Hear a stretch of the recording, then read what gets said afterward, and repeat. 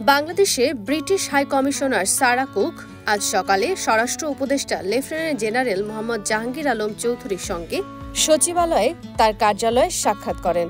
এ সময় তারা সন্ত্রাস দমনে আন্তঃরাষ্ট্রীয় সহযোগিতা, অবৈধ অভিবাসন মোকাবেলা, পুলিশ সংস্কার, বন্যা পুনর্বাসন এবং রোহিঙ্গাদের সহযোগিতা সহ বিভিন্ন বিষয়ে আলোচনা করেন। বৈঠকে উপদেষ্টা বলেন, আমরা একটি দক্ষ, নিরপেক্ষ ও জনবান্ধব পুলিশ বাহিনী গড়ে তোলার লক্ষ্যে পুলিশ সংস্কারে উদ্যোগ নিয়েছে। এক্ষেত্রে প্রশিক্ষণ ও আনুষঙ্গিক সহযোগিতা দিয়ে যুক্তরাজ্য সহায়তা করতে পারে। জবাবে ব্রিটিশ হাই কমিশনার বলেন, সেপ্টেম্বরে এ সংক্রান্ত যুক্তরাজ্যের একটি এক্সপার্ট টিম বাংলাদেশ সফর করবে। তারা এ বিষয়ে বাংলাদেশকে প্রয়োজনীয় সহযোগিতা করতে পারে।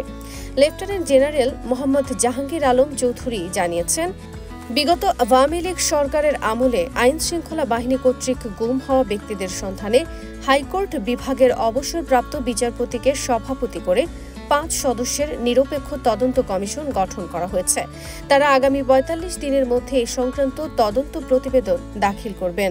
এ সময় সারা কুক বলেন, বাংলাদেশের মানুষ বিগত 2 মাসে সংঘটিত সহিংসতা ও মানবাধিকার লঙ্ঘনের ঘটনার নিরপেক্ষ বিচার প্রত্যাশা করে।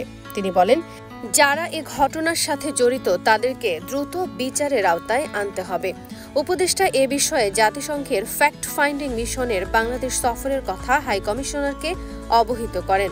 ব্রিটিশ হাই কমিশনার বলেন, যুক্তরাজ্য অন্তর্বর্তীকালীন সরকারকে সব ধরনের সাহায্য ও সহযোগিতা দিতে ইচ্ছুক। তিনি বলেন, সন্ত্রাস দমনে যুক্তরাজ্য বেশ কয়েক বছর ধরে বাংলাদেশের সঙ্গে একসাথে কাজ করে যাচ্ছে।